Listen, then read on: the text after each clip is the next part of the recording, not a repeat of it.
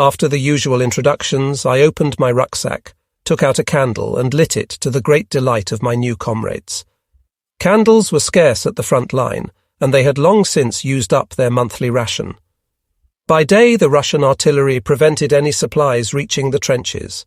This explained why they were reheating their food, which they received in the late evening, when Russian observers could not see the approach of the supply columns. The Germans offered me some of their own food, but I refused it. I was so tired after the all-day march that I could not keep awake. After drinking a mug of hot coffee, I went straight to sleep on one of the bunk beds at the far end of the bunker. There were no mattresses of any kind on the beds, only a wire mesh base, but this did not worry me in the least, and I was soon asleep. When I woke up, it was already morning. The Germans who had been dozing around the stove throughout the night started to go to bed. The last 2 sentries returned from the trench above, carrying armfuls of hand grenades and a machine gun. The grenades were fully armed and ready for throwing. Their end covers were removed, and all one had to do was pull the string to start the fuse. But this did not seem to worry them. On arrival in the bunker, they simply dropped the grenades in a corner and went straight to bed, cursing the weather. The Germans slept till late that afternoon. None of them acted as sentries in the front line during daytime. Their duties were fulfilled by an artillery observer, who, while directing the fire of the field guns, also stood guard over his sleeping comrades. A long wire from the observer was connected to an alarm bell in the bunker, made from a shell casing. When I climbed the steps out of the bunker in the cold but sunny morning, the first thing I saw was a pile of steel helmets. The Germans never wore these in cold weather, and now they were covered by the new snow at one side of the bunker entrance. It was completely quiet outside. The Russians were probably asleep just as the Germans were. Somewhere high above, I could hear the sound of an aircraft receding slowly into the distance. All of the surrounding hilly landscape was covered by fresh snow. Even the front-line trenches were half filled with snow. Everything was quiet and peaceful. I returned to the bunker, sat down at the table and wrote a few letters. To keep warm, I kept fueling the stove with wood and coal. In mid-morning, the Russians started an artillery bombardment. I could clearly hear and feel the explosions of shells above us, but it was a while before the Germans woke up. It wasn't the artillery fire that woke them, but the cold air coming into the bunker through the broken transparent plastic which covered the window after a particularly near miss. One of them jumped down from his bed, cursed the Russians, and started to repair the damage. I helped him in this work, and very soon the window was airtight once more. The German told me not to worry about the artillery fire. The Russians did this every morning, according to him. I cut up a few logs for the stove and sat at the table awaiting the end of the bombardment. When the Germans started to get up, the artillery fire had long since ceased to shake the bunker. The first thing they did was to melt some snow and make coffee. Next, we emptied the drainage hole under the bunker floorboards, passing the bucket from hand to hand up the bunker steps. One of the Germans took me to the machine gun position in the part of the trench line which we were to guard, so that I could see it in daytime and prepare for my spell of duty that night. The German had carried the gun with him and now put it in its place, tried a few short bursts of fire to see that it was working properly, and covered the gun with a tarpaulin. About 50 yards in front of the trenches, there was a thick barbed wire fence. The German pointed out the Russian positions somewhere in the distance, but I could not see anything there. Only a snow-covered ridge stretching from one low hill to another indicated where the enemy was entrenched. A couple of wires ran out from the machine gun towards the barbed wire fence.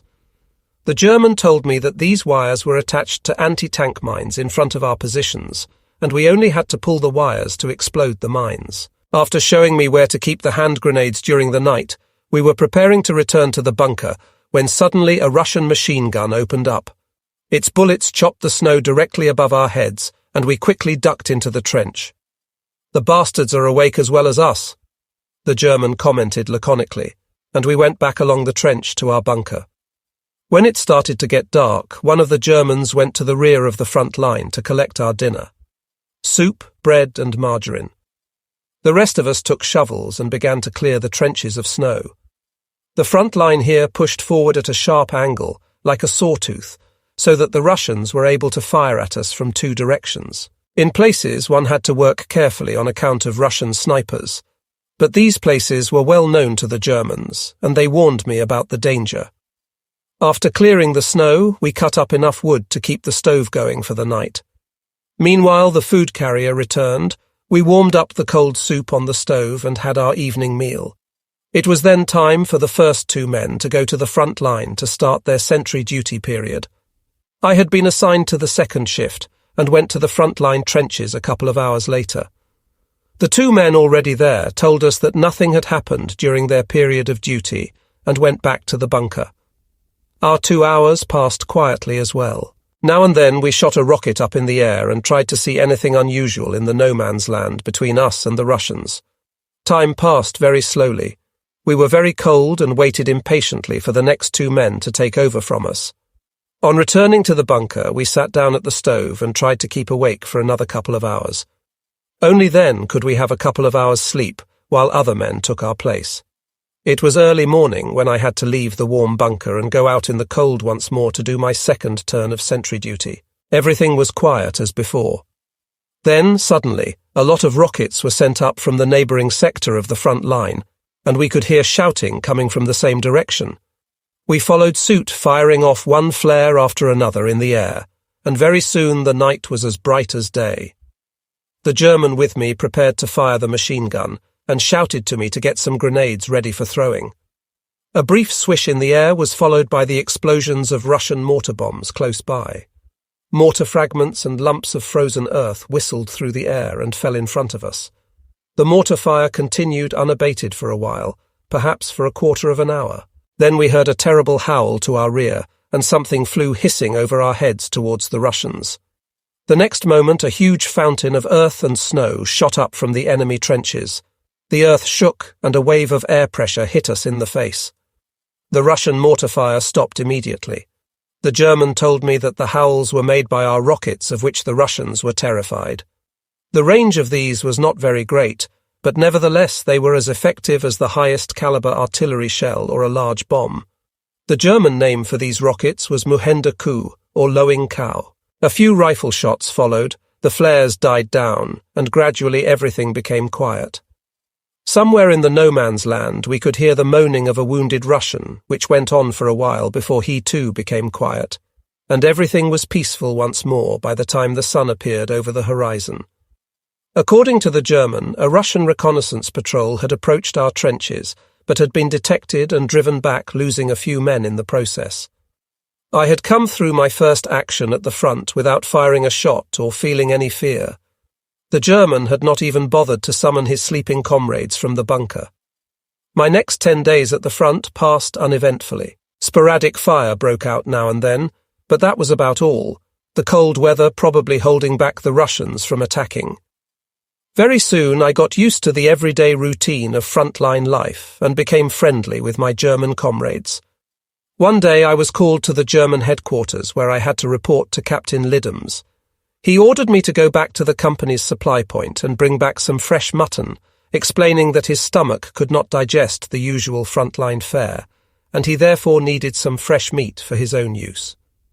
First of all, I went that evening with the German supply sled to their depot, spent the night there, and in the morning continued my way to the rear on foot, walking all day.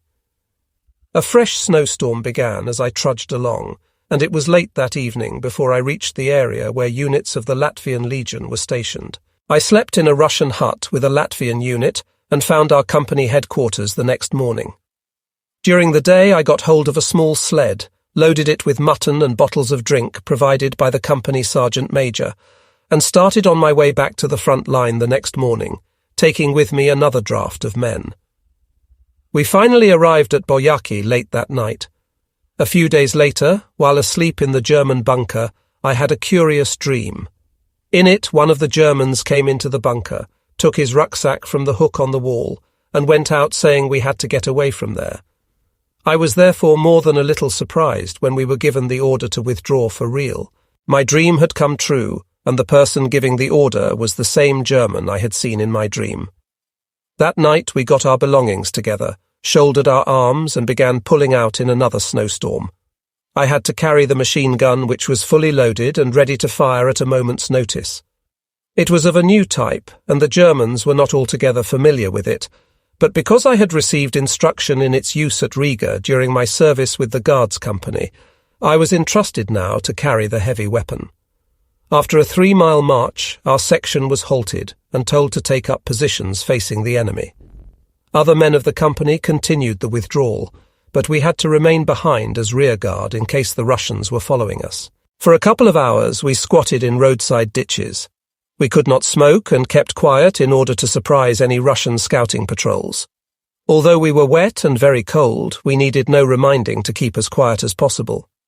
We all knew the situation we would be in if the Russians were to detect our presence. When we finally continued on our way, we were glad of the opportunity to move and get warm. We caught up with the main column of men near the river, where the company had assembled to await their turn to cross the bridge. Some Russian huts were burning here, and in the red light of the flames one could see wet and tired men huddling together for warmth. A German officer jumped onto a sledge and began to explain the situation. He told us that the Russians already knew about our retreat and were cautiously following us. We should be glad it was snowing, as it made visibility very poor and stopped them using their night fighter aircraft.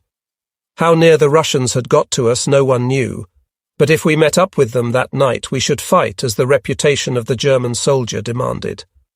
Ending his address, the officer added that if everything went as planned, we should reach a new fortified front line in the morning. We moved with the main column for the rest of the night, keeping a couple of 100 yards behind it and watching carefully for any sign of Russians. But the enemy did not show up, and we reached the same village where I had been warned about Russian artillery fire when I first arrived at the front. I stayed there for about a week with the Germans. We lived in bunkers which had been dug all over the ruined village. The main front line consisted of fragmentary trenches and strongpoints.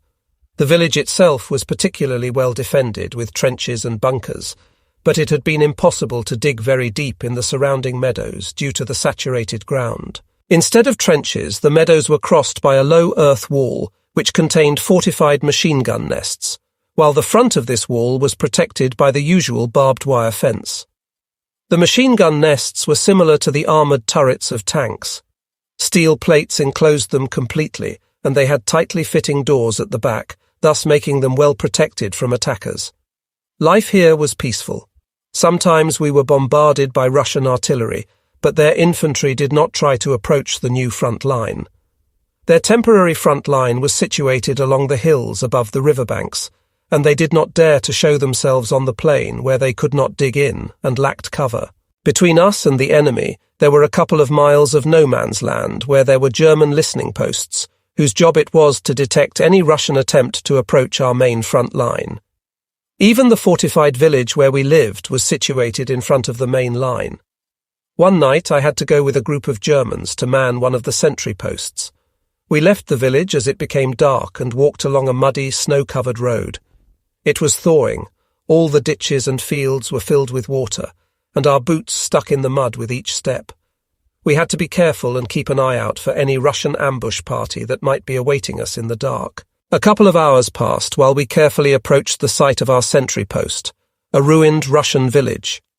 One of the Germans had been here a couple of nights ago and knew where to go.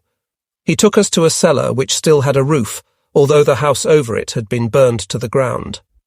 Two of the Germans took up positions with the machine gun on top of the cellar, and the rest of us went down to rest until it was our turn to go outside and stand guard. The door was covered with a piece of sacking. The air in the cellar was cold and damp, and there was a little straw on the floor on which we could sit. Some of the Germans started to make a fire in a makeshift stove made up of a few bricks in an attempt to warm the place up, but there was no outlet for the smoke, which soon filled the whole cellar, making us cough and nearly choke. Everyone was so cold that we did not put the fire out, but sat around it enduring the atmosphere. I was quite happy to get out of there and take my turn outside with one of the Germans. It was dark and silent. We kept as quiet as possible so as not to give away our position, and so that we would hear any Russians nearing the village. After a while we heard the characteristic drone of a Russian aircraft. As the plane neared the village, It dropped a flare which lit up the fields around us as it descended slowly from the sky. The aircraft circled and then flew straight at us. A moment later, we could hear the swish of falling bombs. As soon as we had flattened ourselves on the ground, the bombs exploded nearby. Steel splinters flew over us and fell into the fields with an audible splash. The aircraft did not repeat the attack and departed towards the east. I do not think that the Russians could see us from the air, although they probably knew the location of the German post in no man's land from information obtained otherwise. We stayed in the cellar until first light, and then, wet and tired, returned to the fortified village. A couple of days later, I went with a working party to the immediate rear of the front line. We had to pull down a wooden house to provide timber for building bunkers, and also for use as firewood. In the loft of the house, we found secreted some Tsarist banknotes and a certificate of service in the old Russian army. Some Russian had hidden the money and documents, perhaps expecting the return of the old order, but now, surely, the owner must be long since lost in the turbulence of war and revolution. Returning to the village in the evening, we were told to prepare to pull back to the main front line about a mile to the west. All the time we were preparing to leave, we were shelled by Russian artillery. There were rumours going round that the enemy had begun to advance and had already reached the ruined village where we had been a few nights before. Shortly before leaving, the Germans sent a dozen lowing cow rockets towards the Russian line. With a deafening roar, the rockets left the ground, and one could clearly follow their flight and fall on the enemy. The following explosions shook the ground, and huge fountains of smoke appeared at the place of impact. As soon as this farewell present to the Russians had been sent, we left the village. We passed carefully through our own minefields and barbed wire in front of the main front line, and carried on to the rear of it, eventually stopping to spend the night in a Russian bathhouse. The Russian artillery would not let us sleep, and shells fell all around the wooden house, which gave us no cover worth speaking of. We expected a direct hit at any moment. When a German soldier appeared at the door and asked if there was anyone familiar with the new pattern machine gun, I replied straight away. The Germans could not understand my volunteering for service in the front line, but I wanted to get away from there. To me, the front-line bunkers seemed a much safer place to be in. I followed the German to the front-line trench and had to wait a while for my orders outside a dugout occupied by the German unit commander. At last the officer came out of the bunker and thanked me for my offer to serve under him. However, he could not take me on and told me that all Latvians had to go to the rear of the front line in the morning and report to their legion units. I could spend the night there. The German soldier took me into the bunker, showed me where to sleep, and wished me good night. I slept well all night, and even the continuous Russian artillery fire did not disturb me much. When I left the front line the next morning, the Russian artillery was still busy, and as a parting gift sent 3 shells after me. They came without any warning and fell quite close to where I was. I did not have time to throw myself down, but I was lucky. The shells buried themselves in the frozen earth without exploding. My luck was certainly in, I thought, as I went on my way, thus ending my service with the German 205th Division. I left the German 205th Division and returned to the Latvian Legion at the end of January 1944. We were stationed in a Russian village well clear of the front line. While waiting for further orders, we spent a couple of peaceful days there and received the monthly ration of drinks and cigarettes. Some reinforcements arrived from Latvia, among whom was a corporal who was always telling tales about his own bravery. He used to drink all night with his friends, and his voice could be heard non-stop extolling his virtues and fearlessness in the face of the enemy. At last the order came to prepare to leave. I went to a neighbouring village with a couple of my friends to try to obtain a sled on which we could transport our rucksacks during the march. We found the sled all right, but there was a snag. It was already being loaded up by an elderly Russian couple in their house. The Russians begged us to leave the sled with them. They were so old that without it they would not get far, so we became soft-hearted and returned home empty-handed. When we began marching early the next morning, the weather had become warm. It was thawing, and even those who had managed to obtain a sled for their packs did not fare much better than those without one. Our feet became wet, and the belts of our rucksacks cut into our shoulders. We had to stop frequently, but it was impossible to sit or lie down and rest as the ground was too wet, and we had to stand around waiting to move on. Late in the morning of the 4th of February 1944, we reached a railway station, probably Naswa, and assembled in the station square. This was one of the main stations on this line, and it even had a high water tower for replenishing the passing locomotives. Thinking that the march had ended, we were in high spirits. "We've finished with foot slogging now," shouted one legionnaire. "After getting into the wagons, we'll be driven along like lords." Bottles of drink started to pass from hand to hand, and as their contents diminished, our spirits improved further. And then, around dinner time, we received another order to prepare for battle. The officers tried to pacify us by saying that it would be easy. We only had to see off some weak Russian units which had broken across our intended route before we could continue on our way. We were told to leave our packs in a heap in the station square, to be collected after the action. I was left with only my food pouch, with some bread and meat paste in it, and the water bottle which I had filled with strong tangerine-flavoured liqueur. I had a packet of tobacco in my pocket for smoking. We began the march to the front line in a long column on both sides of the road. Passing through a village, we met German soldiers hiding between the houses and in the doorways. They seemed glad to see us and shouted, "The SS are advancing," waving to us at the same time. We did not have to go far. A mile further on, we passed through another village and spread out in extended order in the fields beyond it. About 400 yards in front of us were some low wooded hills, on top of which were a few German tanks.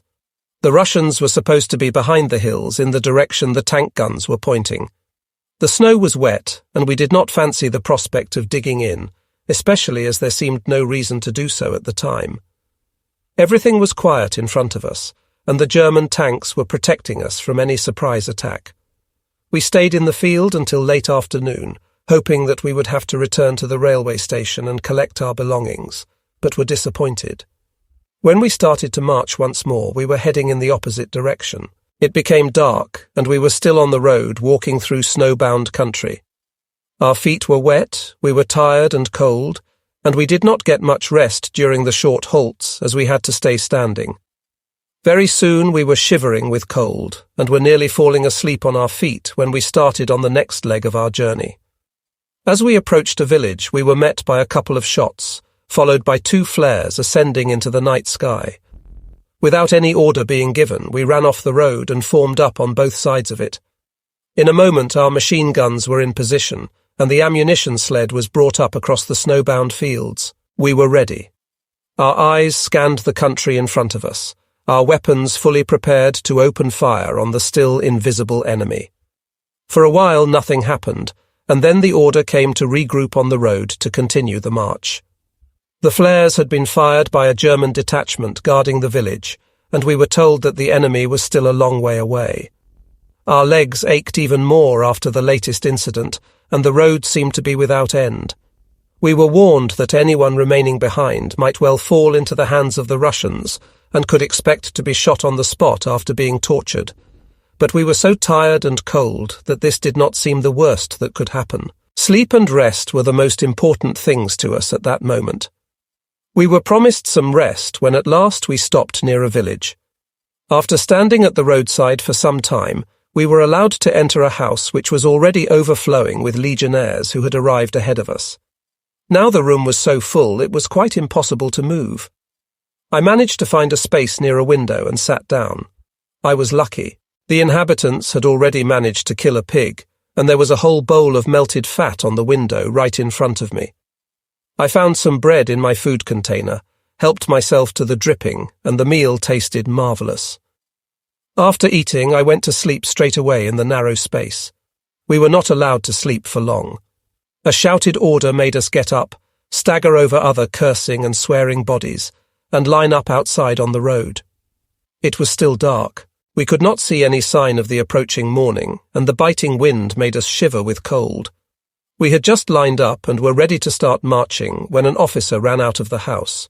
A wristwatch had been stolen from him during our stay, and now he accused us, or rather one of us, of having committed the crime.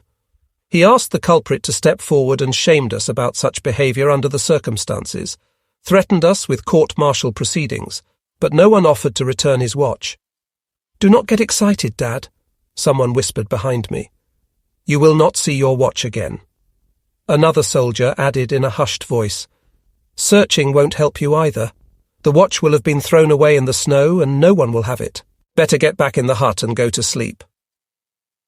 After taking all our names, the officer left, and we again started marching through the night along the fresh, snow-covered road. After we'd been going for some time, we stopped by a copse at the roadside. A short while later, an officer told us that we would have to take up defensive positions here, and indicated where these positions were to be. We climbed into a partially dug trench and had to start clearing it of snow straight away. There were no bunkers here. We had to get as comfortable as possible under the open sky, and although tired, we had to be watchful because no one really knew how far the enemy was from us. We waited impatiently for the morning of the 4th of February 1944. After a while, the eastern sky turned red and the sun came up so that we could see where we were. Directly in front of our trenches there was a deep wooded ravine with a small stream at the bottom of it. The other side of the ravine was a little lower than ours. Beyond that was a series of fields rising slowly, and behind them was a village about 400 yards from us. Everything was quiet in front of us, and we could not see any signs of life in the village itself. We were ordered to keep quiet. The lighting of fires was strictly forbidden, and we were to keep under cover. To get warm, a couple of men started to dig a communication trench to the rear of the line, and came across a buried store of household goods, hidden by the local people. There was not much of value among the things they found. The hoard contained pots and pans, knives, forks, and some beautifully made coloured and lacquered wooden spoons. We also found a barrel of peas and some corn. We crunched some of the peas, and I passed around my bottle of liqueur. The strong spirit helped somewhat to keep out the cold. Around dinner time we were visited by the regimental commander, who approached us along the road which ran along the rear of the line. One of the NCOs was about to jump out of the trench to report, but was stopped. The enemy might see him, he was told by one of the officers. That afternoon, section after section of us were taken out of the front line and allowed to rest and get warm in a village before returning to the positions. There was a hot stove in the house appointed for this purpose, and we could sit on the straw-covered floor and dry out our socks and boots. I cooked some of the Russian dried peas, and they tasted really good with some dripping. The last thing I did was fill my bottle with hot coffee, and then it was time to return to the trenches. When the evening came and it was quite dark, a group of legionnaires arrived in the line from the rear. They were led by a corporal, and their task was to reconnoitre the village of Panowo on the other side of the ravine. The corporal asked for some matches and promised to burn down a large barn at the end of the village, which provided good cover for the enemy. Having been given some matches, they all disappeared in the dark towards the village. Everything remained quiet for some time, and then we saw flames shooting out of the barn roof. The corporal had accomplished his task. The fire lit up no man's land for a long time, but we could not see any sign of the enemy there, and the village remained quiet. After an uneventful night, we were cold again, although we kept a constant watch for the approach of any Russians, but they did not come. Around dinner time on the 6th of February 1944, we were taken out of the line and replaced by another unit. We were told that we could rest somewhere in the rear of the front line. We spent the rest of the day in a wooden village hut. I had not had any sleep for 3 nights, and after eating some of the food I had with me, I went to sleep on the straw-covered floor. When it was quite dark, I was awakened by the platoon commander, who told me that I and another man named Lipa had to go on sentry duty. We had a quick drink of hot coffee, and then the sergeant took us to the place where we had to take up our positions, a trench at the top of a hill about 300 yards back from our front line. Our duty was to act as a second line of defence, and we were armed with a machine gun.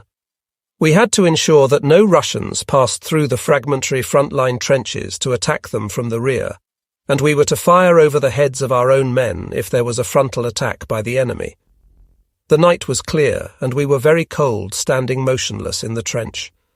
To keep some of the cold out, we covered ourselves with some flax which we had found in one of the surrounding fields. While one of us kept watch, the other tried to sleep in the bottom of the trench. We changed places every half hour, but during our watch did not see anything of the enemy.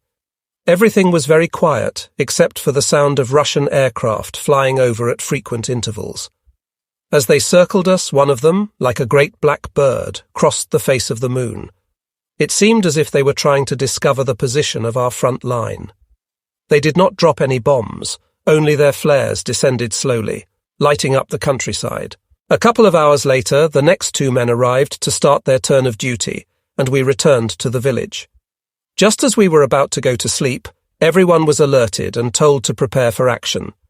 Led by an officer, we were to go to Cholodowo and support our troops there during the expected Russian attack. We lined up outside and were given extra ammunition and hand grenades. I had to carry 2 boxes of machine gun ammunition, a heavy load which soon tired my arms. While marching through the village, we were surprised by heavy artillery fire. The shells exploded all around us, and to take cover we ran into one of the Russian houses. The house was empty, and we were able to see from the light of the full moon. We were just about to leave the house during a lull in the shelling when a couple of shells exploded right outside the door. We ducked down and could hear the shell fragments smacking into the outside walls. Behind us, a frightened voice said that the safest place would be in the bread oven. It was the corporal who had bragged about his own bravery. He actually tried to get into the oven, but followed us meekly when we abandoned the place. We left the village behind us and began to walk towards Cholodowo along a dirt road across the fields. Ahead of us we could hear the frequent explosions of shells and mortar bombs. We were right in the middle of the open fields, approximately 300 yards from Cholodowo, when the mortar fire was redirected onto us. Running off the road, we lay down to escape the bombardment. I placed one of the ammunition boxes on either side of my head, and all we could do was wait for the fire to cease. But we did not receive any orders to move on, and the mortar bombs continued to explode uncomfortably close all around us. From the village in front of us we could hear continuous rifle fire, the rattling of machine guns and the battle cries of attacking Russians, followed by the firing of numerous machine guns and the explosions of hand grenades.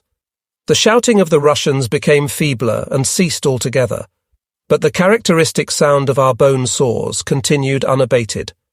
The Russians had been beaten back. The mortar fire on us became sporadic. We assembled in small groups in the field and finally entered the village of Cholodowo, where the firing was still going on. We went from house to house trying to find our officer. There were some German assault guns and tanks in the village, but we could not find anyone who knew where our lieutenant and the rest of our unit were assembled. During our search, we entered one of the wooden houses, but it was empty and full of driven snow. Cold gusts of air blew in every time the assault gun fired outside in the orchard, and the remaining fragments of glass fell from the windows. In the end, we came across some men of our unit who told us that the assembly point was a barn on the outskirts of the village. When we arrived there, we saw in one of the corners some light coming from a candle. Some men sat around our officer, who had been wounded during our approach to the village. This meant that we no longer had a leader. A couple of men had organized the officer's transport to the rear, and we followed him.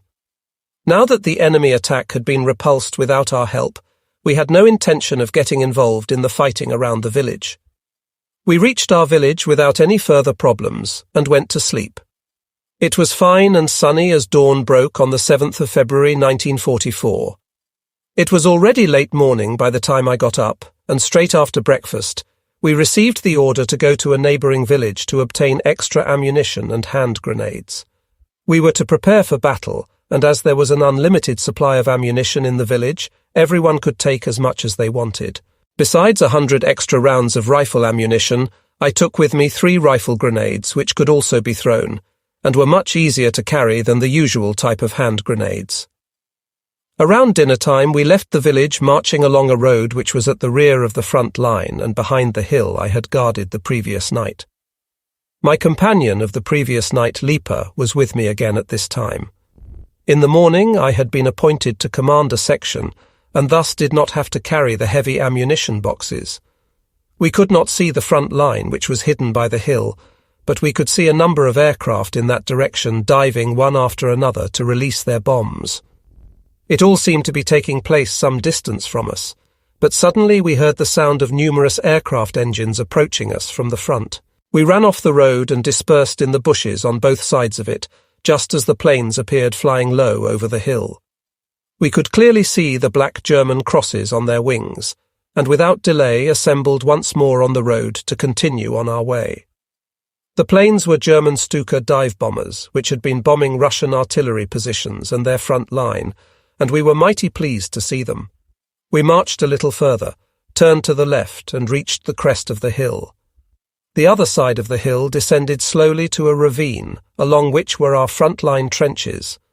The hillside was covered with a sparse growth of bushes, and we were ordered to spread out among them approximately 300 yards behind the front line. This indicated that we would be in the second wave of the attack.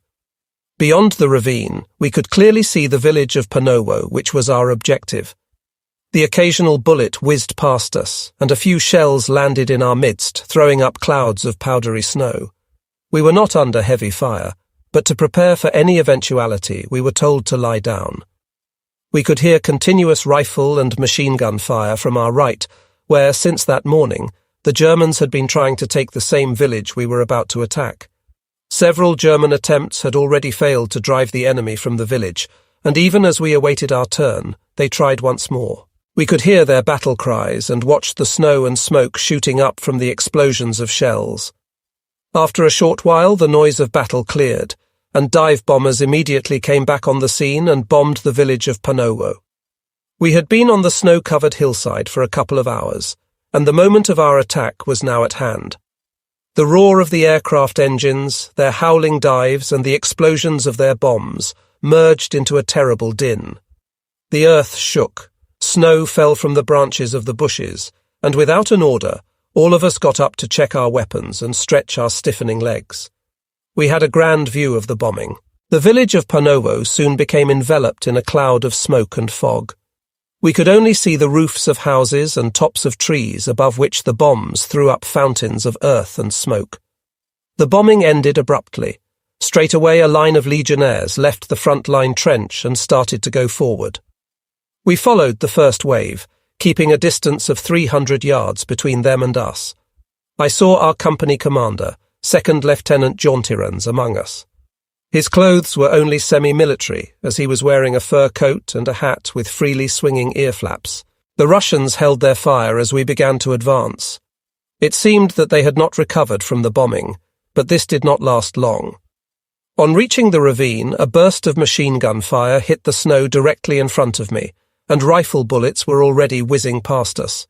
We jumped over our front-line trenches, slid down the steep bank of the ravine, crossed the narrow frozen stream, and after climbing the opposite bank, continued to advance on the village. The sloping ground covered us from direct fire, but we came under fire instead from Russian mortars. In front of us we could hear the battle cries of our first wave, some confused and nervous shooting, and the explosions of hand grenades. After a short while these noises ceased, and only the mortars continued the fire on us. We passed their zone of fire and reached the village without any further trouble. There was still confusion in the village. The Russians had just run away after resisting, and our men had not yet reorganized. Russian bullets were still smacking into the walls of the houses and whizzed past our ears as we searched the village, running from house to house and keeping behind them for cover from enemy fire. But we did not find any more Russians, who had left the village in a great hurry. In one of the huts we found a cauldron of cabbage and pork still boiling on the stove. We also found a Russian anti-tank rifle outside, with its barrel camouflaged by being bound with a white field bandage. Shouts from my men made me look in the direction they indicated. There, just visible in the fog, I could see someone crawling away in the direction the Russians had taken. I could not distinguish or identify his uniform, and shouted in Latvian to stop. When there was no answer, I aimed my rifle and fired. The stranger quickened his movements. My next shots did not appear to hit him, and he disappeared into the fog. With the enemy continuing to bring down fire on the village, I saw a bearded legionnaire clutching a bleeding shoulder as he walked cheerfully to the rear. "See you again in Latvia," he shouted. We heard stories from the men of our first wave while taking the village. Someone had run up to a hut with a Russian machine gun sticking through its window. The machine gunner had not seen his approach and had continued firing. The legionnaire had simply grabbed the gun's barrel and wrenched the weapon from the hands of the surprised Russian. Another of our men, a machine gunner, had used his gun like a rifle during the attack, kicking up the long belt of ammunition with his knee. I personally did not do much shooting during this attack. While approaching the village across the fields, I fired once into a loft window, where I glimpsed some movement, later firing at the escaping Russian who I probably missed. That was all. An order came for the second wave of legionnaires to leave the village and form a second line of defence in the field which we had just crossed. I assembled my section and spread them out at the indicated place. The men began to dig in, making shallow holes in the snow. I joined Lipa, my friend of the last few days, in his hole, and we both continued to dig for a while. We were under continuous mortar fire and could clearly hear the mortars being fired off, followed by their swish in the air as they fell and the explosions all around us. Lipa went to the village to look for some straw to put in the bottom of our trench to make it more comfortable. He returned with an armful of straw and sat down on the edge of the shallow hole, watching me trying to make it deeper. The mortar bombs were now landing ever closer. The snow from their explosions filled the air, and we could hear the sound of shrapnel flying past us. I urged Lipa to get down into the trench, and even as he moved to follow my advice, there was the short swish of a falling mortar bomb, followed by a deafening explosion very close to us. I felt a powerful blow in my back. Lipa fell over me and stayed there without moving. My mouth was filled with something warm and salty. I coughed and spat blood onto the snow. I got onto my hands and knees with some difficulty and shouted for stretcher bearers. I had to spit out another couple of mouthfuls of blood, and then the bleeding stopped. Lipa seemed to be dead. He lay across me without moving, and turning my head, I could see that his felt boots were holed in many places with mortar bomb fragments. He had shielded me with his body from most of the fragments from the mortar bomb. My body felt strangely tired all over, and although there was no pain, I did not try to move as I waited for the arrival of the stretcher bearers, trying to figure out where I was wounded. I hoped that I had not been hit in the stomach, knowing that such wounds were often fatal, but at that moment I did not fear death and was sure of my ability to survive. A while later, several of my men arrived at the trench, lifted Lipa off me, took off his overcoat and placed me on it. Then 4 of them grabbed the coat and carried me to the wounded assembly point. I was laid down at the side of a haystack and told to keep still while waiting for the transport. There were several other wounded men already there, most of whom lay in the snow. Only one sat up leaning on the haystack, nursing a wounded arm. We were still being mortared. As evening approached, the waiting and the explosions of mortar bombs seemed to be endless. In the twilight and fog, we could still hear the mortars firing. Every time I heard the approach of the next batch of the accursed bombs, I tried to flatten myself as much as possible. Then all I could do was trust my good luck. I was unable to take proper cover and was at considerable risk of being hit a second time. The legionnaire who had been sitting up was hit by shrapnel once more and collapsed moaning in the snow. My feet were freezing. With the approach of night, the cold became bitter, and my hands began to freeze as well. By this time, the mortaring had slowed down somewhat. The full red moon, shining through the fog, had climbed well up the eastern sky when transport for the wounded finally arrived. The sled was driven slowly, but still shook on the poor road, and the wounded moaned in pain. My chest ached now at the slightest movement, but I had to bear it until the end of the journey. We reached a village where we were unloaded and laid down on the straw-covered floor in one of the houses. It was warm and quiet here. I was very tired and cold, and soon went to sleep. When I awoke, I could hear the sound of aircraft engines outside, the explosions of bombs and the firing of machine guns. The medical orderlies took cover by lying on the floor beside us and along the walls as they waited for the air attack to end. Once all was quiet again, we were offered mugs of hot coffee, which I refused. I heard one of the medical orderlies whisper to his mate as they moved on, "I don't think this one will live." I found his remark quite amusing as I felt well and just wanted to sleep. I was terribly tired, and to sleep in safety seemed more important than anything. "I will not die," I told myself, and fell asleep once more.